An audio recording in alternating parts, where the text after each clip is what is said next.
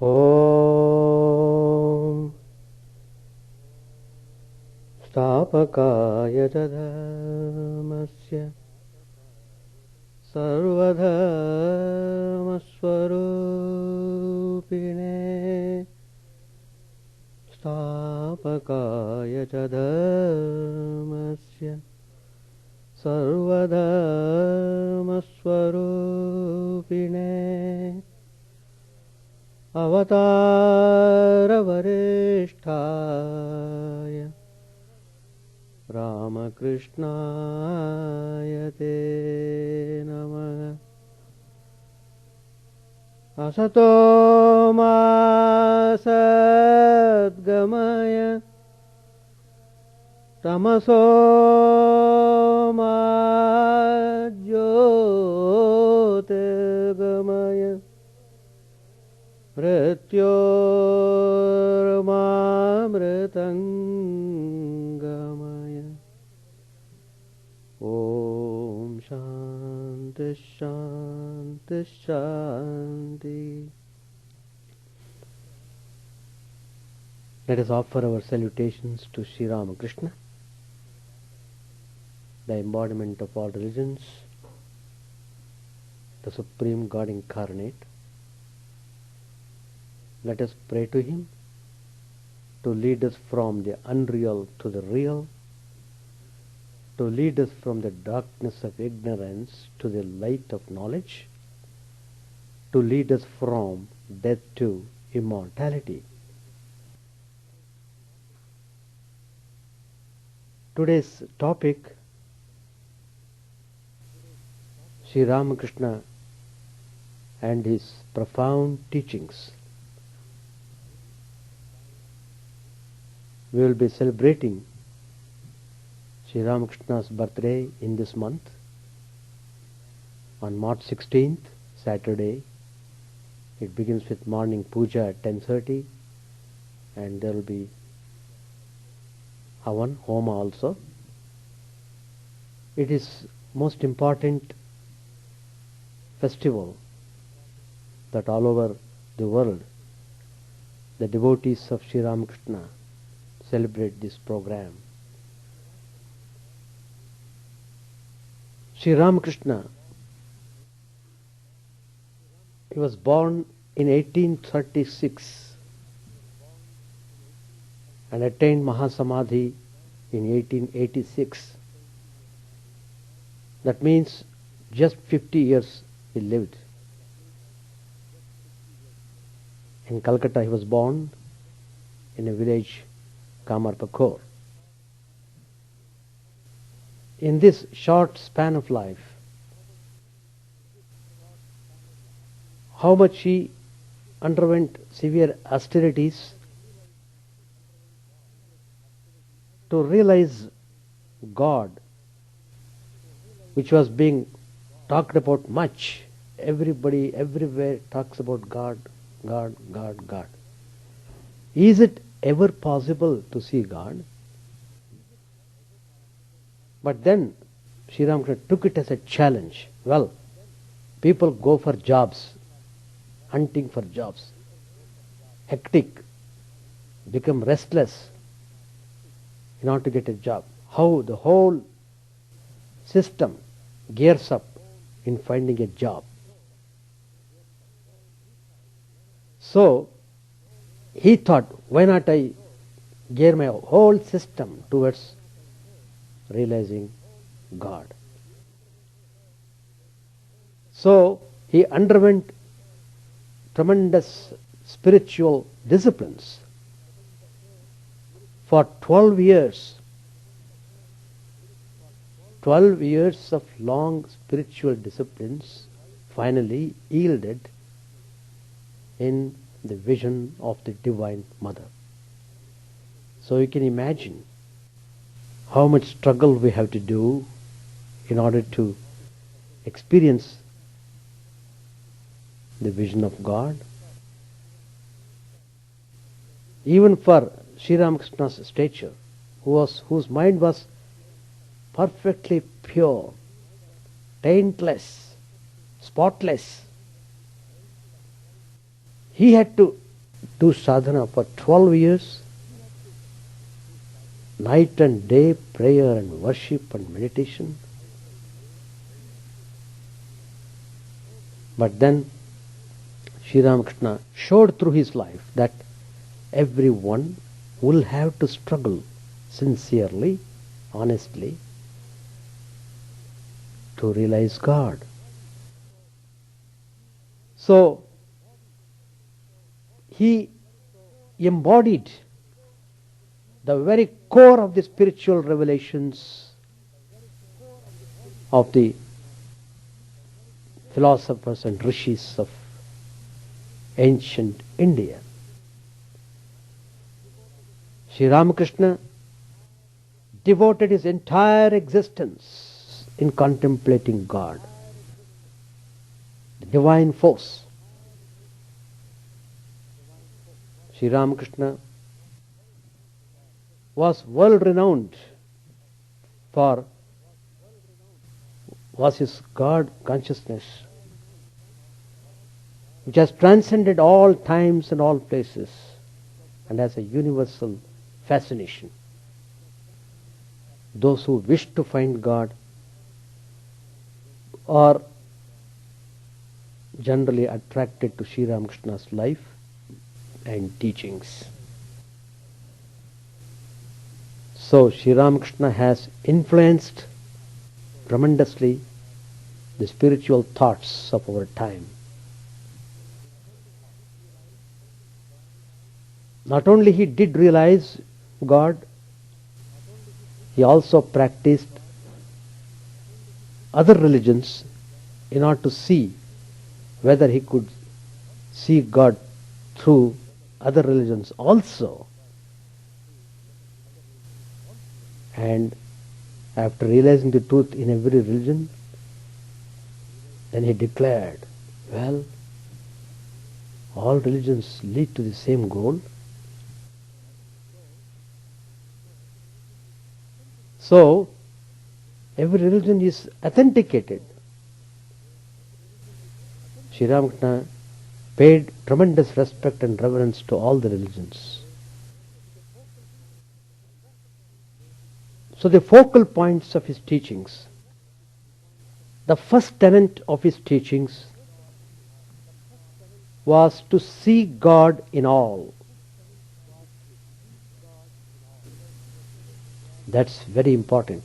Otherwise your realization of God etc. is incomplete. Or probably you have not realized God at all. If you have realized God really, then it follows that you must seek God everywhere and you must seek God in everyone. So he had reached a state of realization in which he saw God walking in every human form, manifesting himself alike in the saint and the sinner, in the virtuous and the wicked. In this context, I would like to tell you an incident which happened in Bangalore, where I joined the Ramakrishna mission. My Gurudev, Swami Yatishwarananda ji, the author of Meditation and Spiritual Life, a great spiritual personality he was, he said, anybody coming to him, Swami Yatishwarananda ji would see the deity in that person's heart. That was tremendous. And how we came to know this? Because during his last days, he passed away in 1966. Just before his passing away, he found that he could not see the deity in anybody anymore.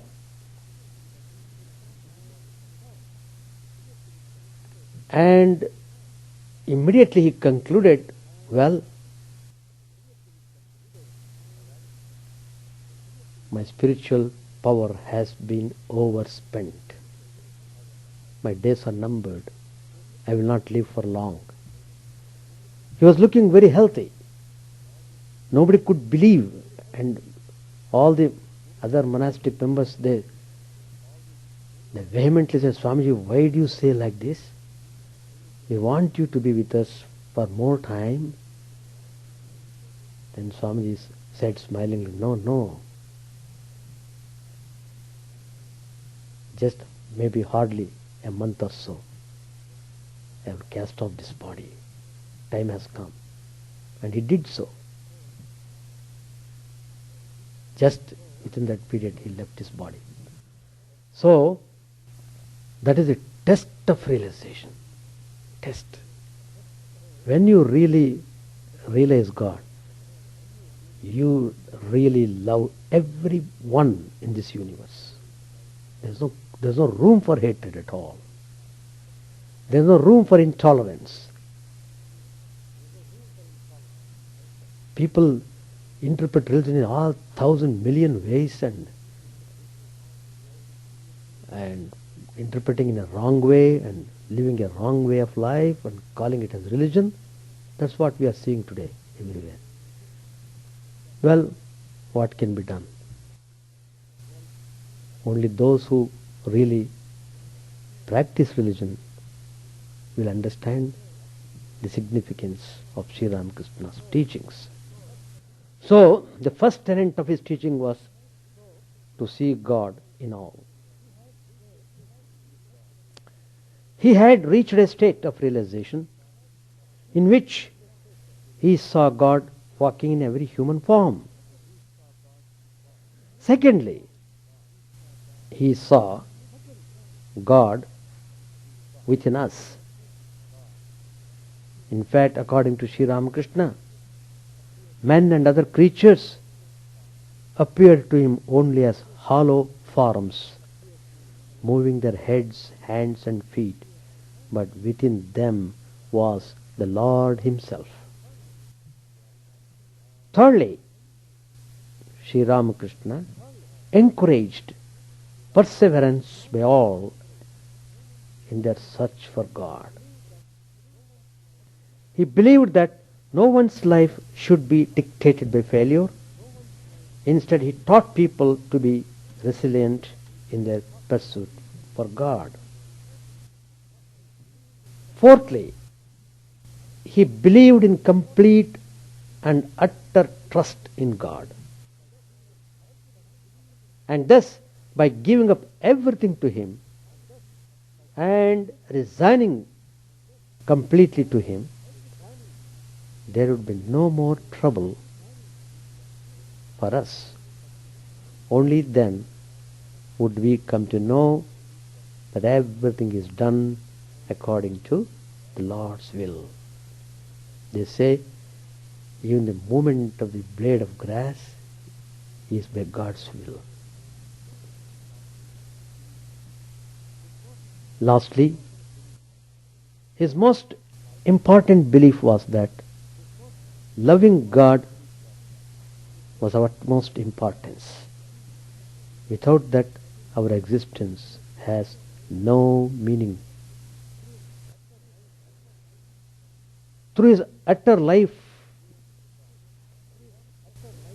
devoted to God, Sri Ramakrishna proved that the revelation of God takes place at all times, and that God realization is not the monopoly of any particular age, particular country, or a particular person. Sri Ramakrishna of the 19th century did not found any cult, nor did he show a new path to salvation. His message could be summed up in one word: God consciousness. According to Sri Ramakrishna, when God consciousness falls short, traditions become dogmatic, oppressive, and religious teachings lose their spiritual power. At a time when the very foundation of religion and faith in God was deteriorating, Sri Ramakrishna, through his spiritual realization, demonstrated beyond a doubt not only the existence of God, but also the validity of the time-honored teachings of all the prophets and saviors of the past. Thus he restored people's faith in religion once again. Drawn by the magnetism of his divine personality, people flocked to him from far and near, men and women, young and old, philosophers and theologians, philanthropists and humanists, atheists and agnostics, Hindus, Jews, Christians and Muslims, seekers of truth of all races, creeds and castes. When one talks of Sri Ramakrishna's greatest contribution, it is no wonder his small room in Dakshineshwar temple garden on the outskirts of the city of Calcutta, which became a veritable parliament of religions, is mentioned first. Sri Ramakrishna's greatest contribution to the modern world was his message of harmony among all religions. People yet to understand, yet to hear this teaching. Once they sincerely hear, then probably there won't be disharmony and violence going on today in the name of religion. To Sri Ramakrishna, all religions were the revelations of God in his diverse aspects to satisfy the manifold demands of human minds. According to Sri Ramakrishna, different religions gave us pictures of one truth from different standpoints. They are not contradictory, but complementary. He faithfully practiced the spiritual disciplines of different religions and came to the realization that all of them lead to the same goal. Hence he declared that even though the paths of all religions vary, harmony of religions is not uniformity, but instead it is unity in diversity. Unity in diversity. That is the real meaning of harmony among religions. It is not a fusion of religion, but a fellowship of religions based on the common goal, communion with God. So, how we are connected to the goal, our target, that's important. In the present day world, threatened by nuclear war and terrible religious intolerance, Sri Ramakrishna's message of harmony gives us hope and shows us the way to find God. He teaches us to look for God in others as well as ourselves, persevere in all our struggles, and to trust and love God to the fullest. Sri Ramakrishna is the greatest scientist in the field of spirituality. One may call him a sage or a mystic of modern age, a man of God, God incarnate, etc., according to one's liking, and everyone would be correct in his own way of understanding him. This is because he encompasses every aspect of religion and mysticism in his life and teachings. Every soul can take something from this perennial fountain of spirituality and nourish his heart with purity, holiness and selflessness. Sri Ramakrishna was the most rational mystic. With scientific precision, he put forward in most simple terms, as parables and stories, the eternal truth regarding God and God realization. Like a scientist in the field of other physical sciences, he talked about God only after directly experiencing the reality of God. That's why he could very emphatically said to Swami Vivekananda, when he asked him whether he has seen God, he said, "Yes, I have seen God. Yes, you can also see God." Sri Ramakrishna declares like this. For the first time Swami Vivekananda heard, here is a person who is stating very clearly that he had seen God. Very affirmative. Sri Ramakrishna did not theorize or put forward philosophical conjectures to claim the divinity of each soul, but actually realized this truth, that the true nature of man is divine consciousness. This intuitive knowledge was based on his experiences during various spiritual practices he undertook in his engage. These practices included all traditional Hindu disciplines and also sadhana of Muslim and Christian faith. During these spiritual practices, Sri Ramakrishna got established in the highest non-dual consciousness and realized the same truth about the reality. That is, there is only one and only one reality, which is called as Brahman or God in Vedanta. The famous Upanishadic statement, Ekam Sadvipra Bahuda Vadanti. God is one, but is called by different names. That's all. Sri Ramakrishna's flights in the divine states of altered consciousness would have been beyond description had Sri Ramakrishna himself not told his experiences to his disciples. These included one, Mr. M., who chronicled his life, sayings and experiences during the period 1882 to 1886 as the Gospel of Sri Ramakrishna. The other one, the great Swami Vivekananda, made the Vedantic teachings of Sri Ramakrishna broadcast to the both East and the West. The holy Ganges has carried spiritual aspirations of millions of Hindus to the ocean of bliss.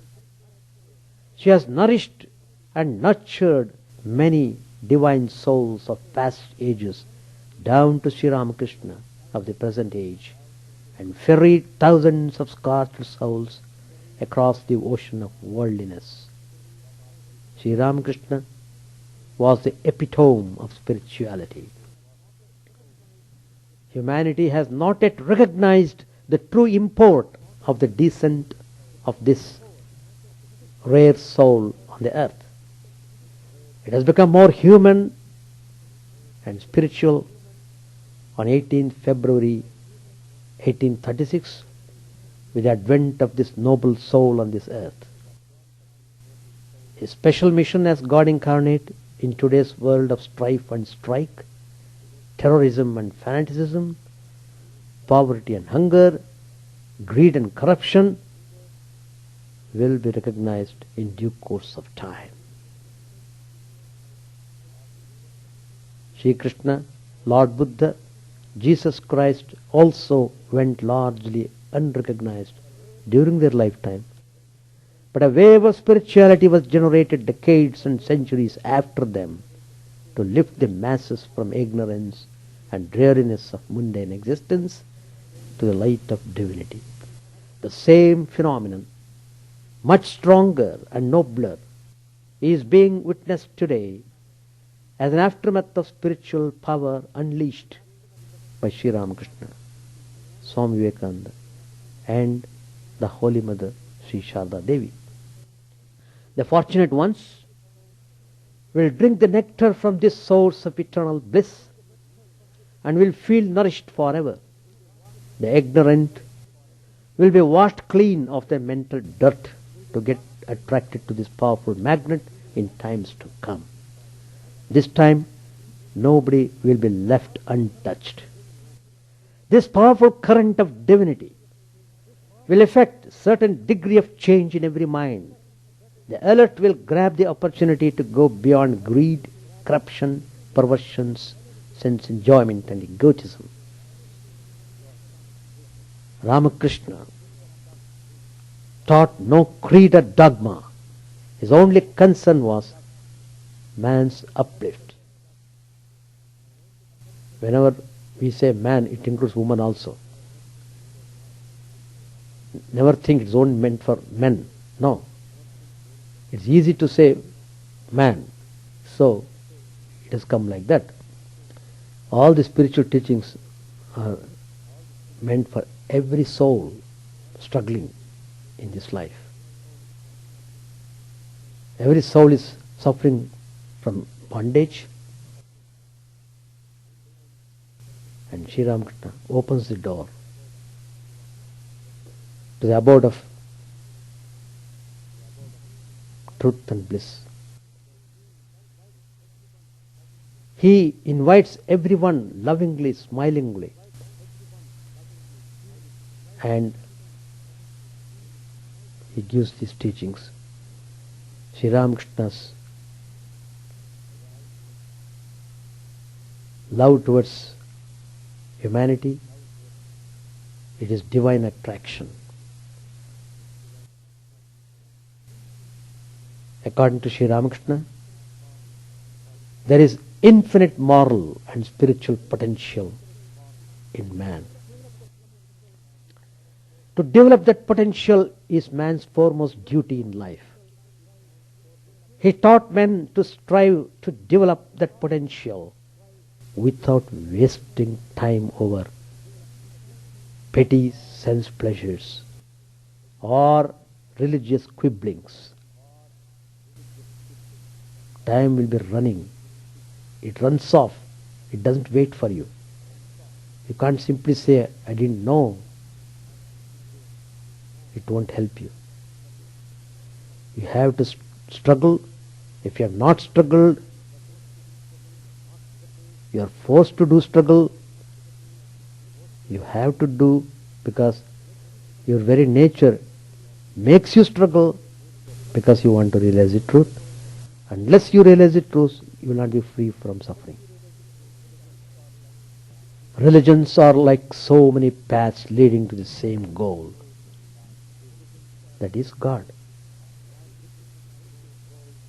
Man reaches his religious goal when he attains his highest moral development. God is both personal and impersonal. Here also, people keep on debating. What is this? Thousands of gods. The Hindus have millions of gods. It's all confusing. Why should you confuse? The confusion is because so much of dirt is there in the mind. That is the cause. So you must remove the dirt, then you will understand everything clearly. You don't have to confuse. You take what you want and be satisfied with that. Don't bother about other things. That's the way. So, Sri Ramakrishna here very clearly says that God is both personal and impersonal. Both are true. It is difficult to conceive an impersonal God so to begin with. God has to be thought of as a person. Can anyone think of the white color without thinking of a white object? One can look at the morning sun but not at the midday sun. Similarly, When God is manifested in a person, we know what God is like. Otherwise, God is impersonal and beyond thought and speech. All the teachings are so tremendous and very uplifting ideas are given by Sri Ramakrishna. The Gospel of Sri Ramakrishna is full of those teachings. You will have to find some time to read them every day. Then people generally keep complaining, oh, we are worldly people, we are in the world. You Swamijis, you have renounced everything, you talk very easily. It is true, we understand, but we can't practice. We are householders. Like that, they put a label. Just by confirming that you are a householder doesn't make you free from suffering. Even though you are a householder, even though you are a family man, there is a way. So Sri Ramakrishna tells how to live in this world. Be in the world, but not of it. The boat should be on the water. Water should not be in the boat. The boat will sink. Perform your duties as well as you can. But don't count too much upon the fruits of your action. Rather, surrender them to God. Try to feel as if you are only a tool in the hands of God. That means God should be your central thought. When that is true, it naturally follows you are strictly following all the values in life, and strictly you follow all the ethical and moral principles. Religion is an experience. Religion makes no sense unless its truths are experienced. Is your thirst satisfied unless you drink water when you are thirsty? Another significant teaching, Sri Ramakrishna says, very profound. God is everywhere, true. But He is most manifest in man. As I said, man or woman, both. So, serve man as God. Shivajnane Jiva Seva. Tremendous. Shivajnane. With that attitude, if you do, that will be a worship. And if you have that attitude of serving, then you won't become egoistic. And you feel it's a great privilege. You feel it's a rare privilege to serve. It's a joy to serve. Great joy. You feel that joy to the extent you are pure yourself in the mind.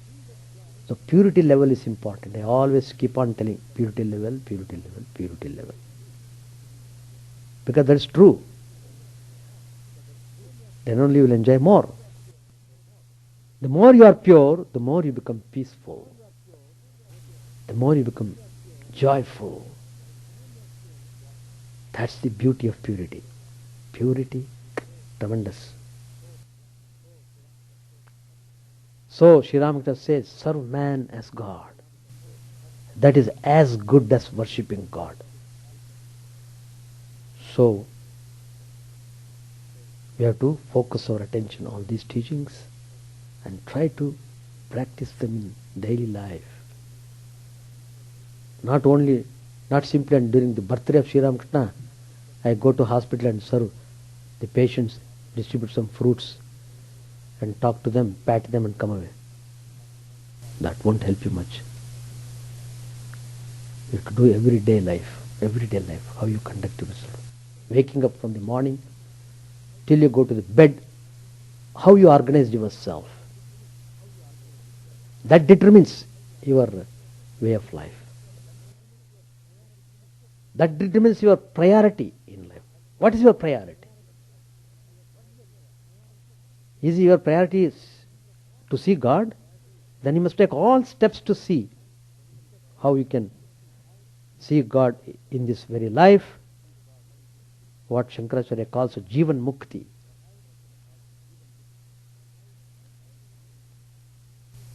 And why God is not being seen by all, though we talk so much about God? It is because mind is not pure. But on that count, you can't say God is not there, because you can't see. So Sri Ramakrishna gives the example. The stars in the daylight, are they visible? No. But the stars are there. But in the daylight they are not visible. Like stars in the daylight, God is invisible. Can you therefore say that there are no stars in the sky? During the day, O man, because you can't find God in the days of your ignorance, say not that there is no God. Again, Sri Ramakrishna tells another tremendous spiritual idea. A person thickly embedded in Maya, he is like a piece of iron thickly embedded in mud. Just like the iron with mud is unmoved by the power of the magnet, even though magnet is powerful, it can't affect the iron because it is covered by mud.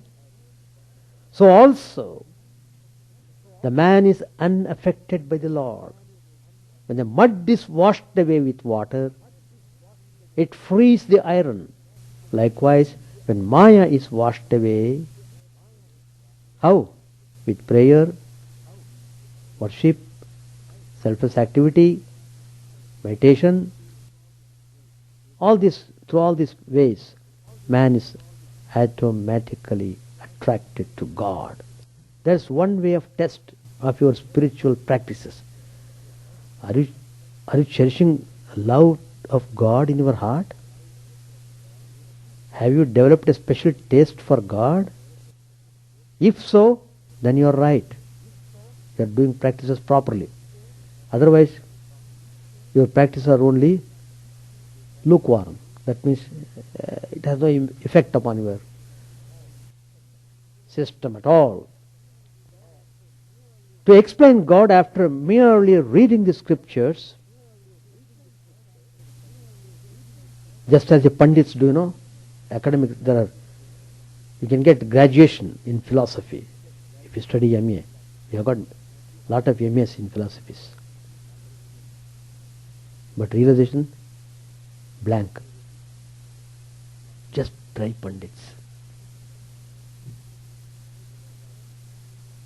Just dry Pandits.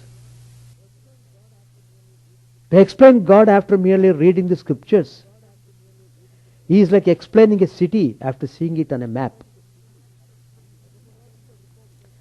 A meteorological report may forecast heavy rainfall, but you can't squeeze a single drop from the paper in which the report is written.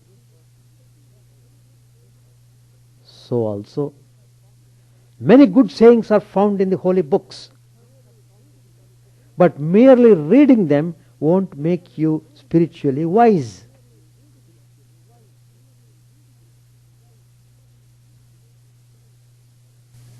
Again, Sri Ramakrishna tells, an unbaked cake of flour sizzles loudly when put in heated oil. The more it's fried, the less the noise. When it's fully fried, the noise ceases altogether.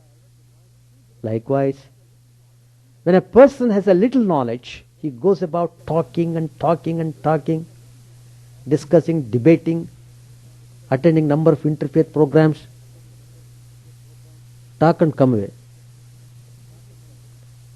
A truly wise man does not make a vain display of his wisdom. A truly wise man is a man of action. What he wants to teach, he shows by his action.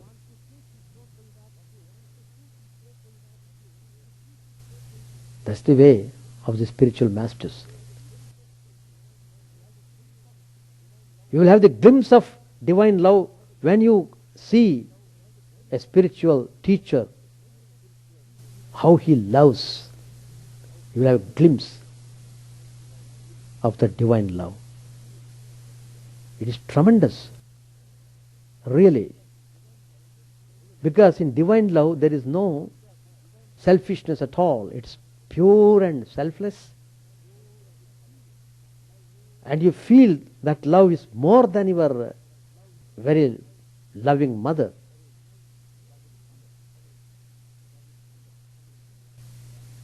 Again, Sri Ramakrishna tells, young bamboo bends easily, bamboo tree, while full-grown bamboo breaks when bent with force. Likewise, young minds bend easily towards spiritual thoughts, as their minds has not yet stored up with contamination. Once the mind is contaminated, it's terribly difficult to remove that contamination. It's a very hard job.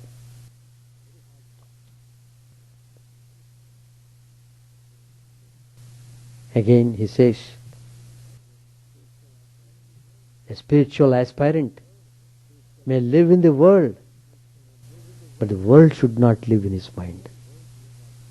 As I said earlier, a boat may stay in water, but water should not stay in the boat.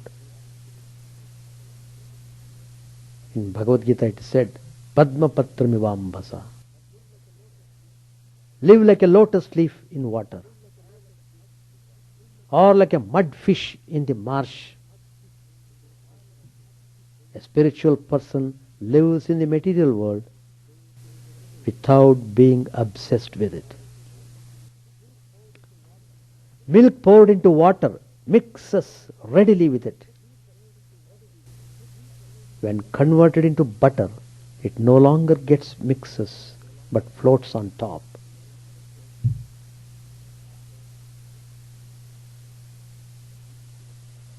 So we should be like a butter floating in the ocean of this world. Do all your duties, but keep your mind on God. Live with all, with wife, children, father, mother. Perfectly all right. Serve them. Serve them as if they were very dear to you.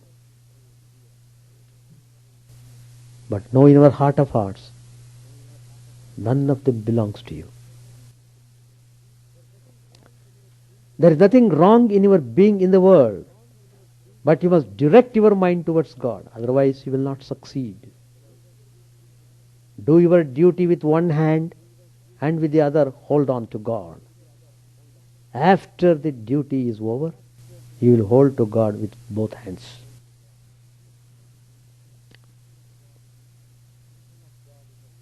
Vision of God is obtained when the mind is perfectly tranquil. When the sea of one's mind is agitated by the waves of desires, it can't reflect God. Sri Ramakrishna gives a simile. A kite with a fish on its beak was chased by a large number of crows and screaming, pecking at it and trying to snatch away the fish. Wherever it went, the flock of birds followed it. Tired of the chase, the kite threw away the fish. What happened? Instantly, the flock veered off in the direction of the fish. The kite now sat calm and undisturbed upon the branch of a tree. As long as a man does not cast aside the burden of unsatiated worldly desires, he can't be at peace with himself.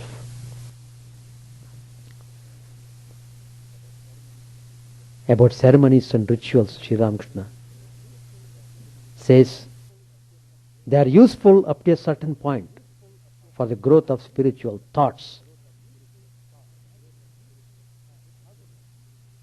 However, they become useless for him who has realized the highest truth, namely God.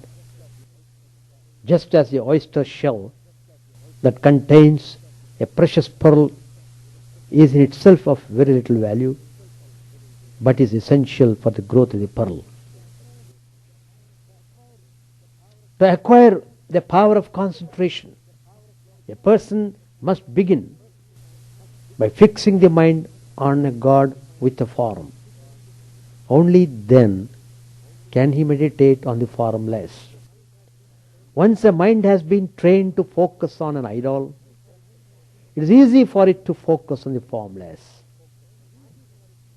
A marksman learns to shoot by first aiming at big objects. As he gets more skilled in shooting, he targets smaller and smaller objects.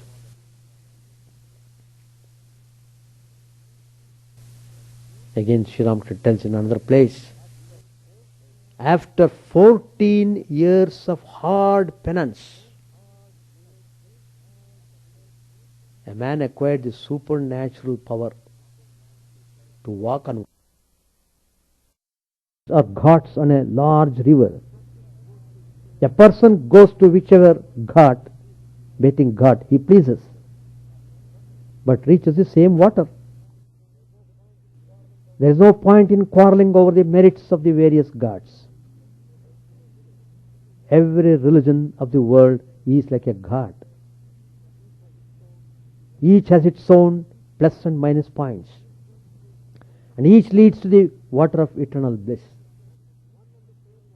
The one and the same water is called by different names in different languages.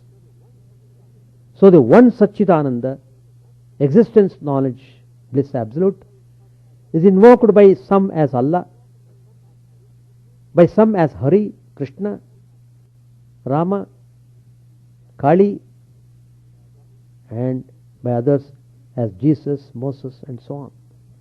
Two persons were hotly disputing over the color of a chameleon they had seen on a tree. One said, the chameleon, it was red. I saw it was red. Immediately the other one asserted, no, it is not red, it was blue. So they begin to quarrel. What exactly is the color of the chameleon? Unable to resolve the difference, they went to a man who lived under the tree, under the same tree where that chameleon was living. He knew that the chameleon constantly changes color. Only that man knows, not these fellows. So, when they told their problem, the man sitting under the tree said, both are correct. It is red, it is also blue. Likewise, a devotee who has seen God only in one aspect knows that aspect alone. None but he who has seen him in manifold aspects can say, all these forms are of the one God, for God is multiformed. Sahasra Shirsha Purusha Sahasrakshas Sahasrapat. The Vedas say God has infinite forms. God is both formless and with form, and infinite are his forms. Well, if we understand these things, then there is no room for any disharmony or doubts to come up in the mind. Then Sri Ramakrishna tells what are needed in the spiritual life. Viveka and Vairagya, discrimination and dispassion. They are the two purifying agents in our life. Put a purifying agent like alum into a vessel of muddy water and see how impurities settle down at the bottom, making the water clear again. Similarly, discrimination and dispassion help our restless senses to settle down and clear our minds of tensions and anxieties. A person who is fond of fishing first gathers detailed information about a pond, the type of fish it contains, and the most suitable bait to catch them. All the details he gathers. Then he goes to the pond with his fishing rod and a bait and waits there patiently until he gets an attractive catch. Similarly, a spiritual aspirant should first gain knowledge from scriptures and spiritual teachers. He should try to seek God with the bait of faith and devotion, with his mind as the fishing rod. Very nicely described. With unceasing patience, he must wait for the fullness of time. Only then will he realize the divine. Once a disciple asked his guru, "Master, when shall I see God?" The guru did not answer him directly. He simply kept silent for a while. Then he told him, "You follow me." The disciple followed the teacher. He took him to the riverside. Both of them entered into the water. Suddenly, the guru immersed the head of the disciple in the water. He kept his head under the water for a while. After some time, the guru released him and asked a question. "My dear disciple, how did you feel?" "Oh, Master, desperate for breath." On hearing this, the teacher said, "Well, you shall see God when you are as desperate for Him as you were for breath." Wonderful. So, regarding love, Sri Ramakrishna makes a clear classification. Love can be unselfish, samartha, reciprocal, samanjasa, or selfish, sadharan.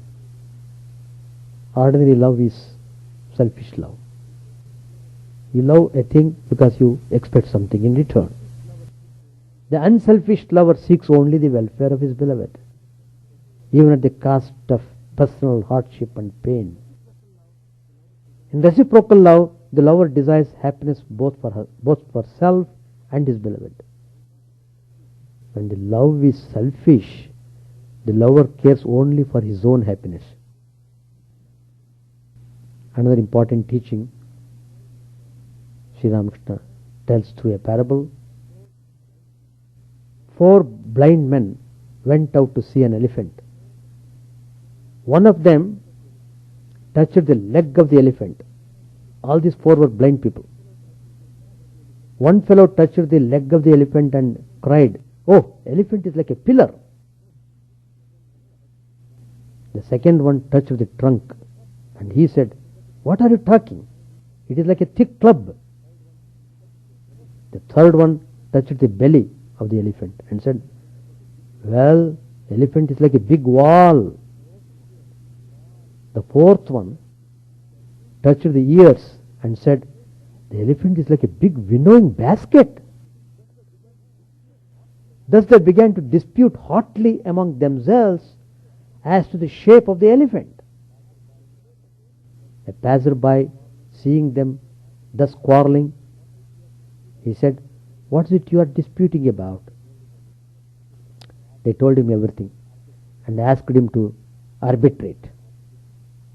The man said, "None of you have seen the elephant. The elephant is not like a pillar. Its legs are like pillars. It is not like a winnowing basket. Its ears are like winnowing baskets. It is not like a club. Its trunk is like a club." Then he said, "The elephant is a combination of all these legs, ears, belly, trunk, and so on." In the same manner, those who quarrel about the nature of God have each seen only one aspect of the deity. Well, Sri Ramakrishna has given number of teachings. We can read them in the Gospel. In fact, every Tuesday we are taking classes on the Gospel of Sri Ramakrishna. The more we read, the more we feel uplifted and drawn towards God. So, let us try to study life and teachings of Sri Ramakrishna. Then we will be greatly benefited and our life becomes blessed. With these words, I conclude my talk. It was very cold. It's all right. That's also a test. Everything is teaching a lesson to us if we keep our mind open. Well, it is happening. It happens. Thank you very much. Om Sahana Vavatu Sahanau Bhunaktu Sahaviryam Karavavahai Tejasvinavadhitamastu ma vidvishavahai. Om Shanti Shanti Shanti. Harihi Om. May the Divine Spirit protect us, guide us, give us strength and right understanding. May we not hate one another. May love and harmony be with us all. Peace, peace, peace be unto all. May the Divine Lord protect us. May He nourish us. May we work in harmony with great vigor. May our study be illuminating and fruitful. May we not hate each other. Peace, peace, peace be unto all.